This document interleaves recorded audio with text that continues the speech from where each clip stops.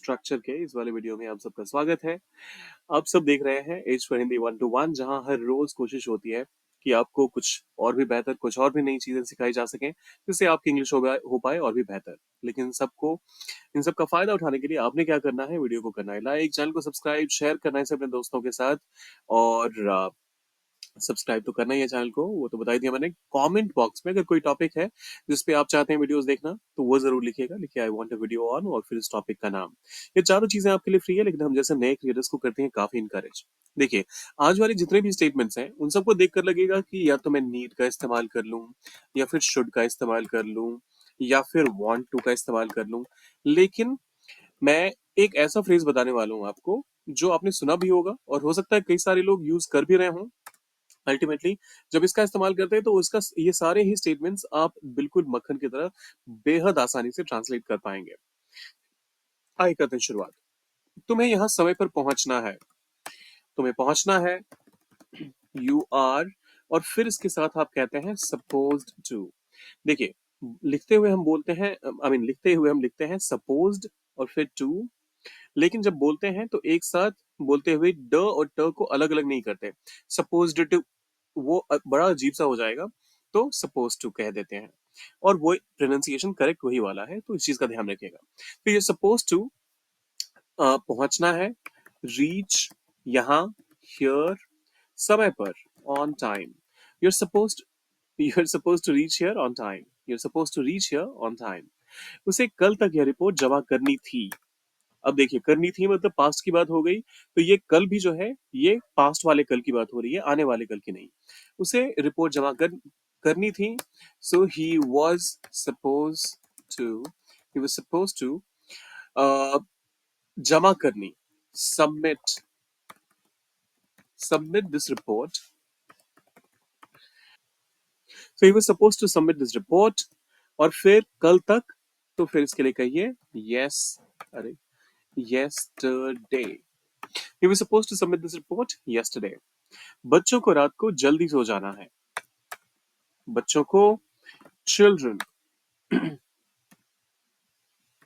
children are supposed to, और जल्दी सो जाना है, sleep early at night. Children are supposed to sleep early at night. Children are supposed to sleep early at night. फिर आता है अ, हमें यह हमें इस प्रोजेक्ट पर काम करना है। We are supposed we're supposed to, काम करना है, work इस प्रोजेक्ट पर, on this project. We're supposed to work on this project. क्या तुम्हें इस बारे में किसी को बताना था? तो यहाँ पर हम शुरू करते हैं वर्ड से। were you supposed to इस बारे में किसी को, were you supposed to tell anyone, या फिर आप चाहें तो anyone के बदले यहाँ पर someone का भी इस्तेमाल कर सकते हैं। दोनों ही सही हैं। किसी को का ट्रांसलेशन आप समवन और एनीवन में से कोई भी इस्तेमाल कर सकते हैं। और इस बारे में के लिए आप कहेंगे about this. Were you suppose to tell anyone about this, और फिर question mark.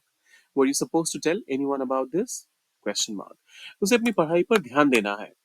He is suppose to, और ध्यान देना है, focus on his studies. He's supposed to focus on his studies. He's supposed to focus on his studies. मुझे हर हफ्ते अपनी माँ को फोन करना है। I am supposed to, और अपनी माँ को फोन करना, call my mother हर हफ्ते, every week. I'm supposed to call my mother every week. यहाँ पर ये कैपिटलाइजेशन एरर हो गया, इसको कर लेते हैं ठीक, जिससे आपको कोई कंफ्यूजन ना रह जाए। I'm supposed to call my mother every week. फिर आता है क्या हमें यहाँ प्रवेश करने की अनुमति है। देखिए, ये स्टेटमेंट थोड़ा सा अलग हो गया है हालांकि पैटर्न से, लेकिन फिर भी अगर हमें सपोज टू का इस्तेमाल करके इसे बनाना हो तो हम कैसे बनाएंगे। हमें यहाँ प्रवेश करने की अनुमति है। We are suppose to have the permission to. अब यहाँ प्रवेश करने के लिए आप कहेंगे एंटर हियर। अब इसका इंटरोगेटिव फॉर्म पहले बना लेते हैं, आर वी और फिर suppose to enter, suppose to have the permission to enter here. बस ये हो गया। टेक्निकली अगर देखा जाए क्या हमें यहाँ प्रवेश करने की अनुमति है, तो इसके लिए आप कह सकते हैं do we have the permission to enter here. और वो ग्रामेटिकली पूरा का पूरा थॉट भी कन्वे करता है, लेकिन क्योंकि हम एक पैटर्न की बात कर रहे हैं तो उस पैटर्न पे अगर हमें इस सेंटेंस को बनाना हो तो वो कुछ ऐसा होगा, we suppose to have the permission to enter here. तुम्हें इस सड़क पर तेज गति से गाड़ी नहीं चलानी है, you are not supposed to,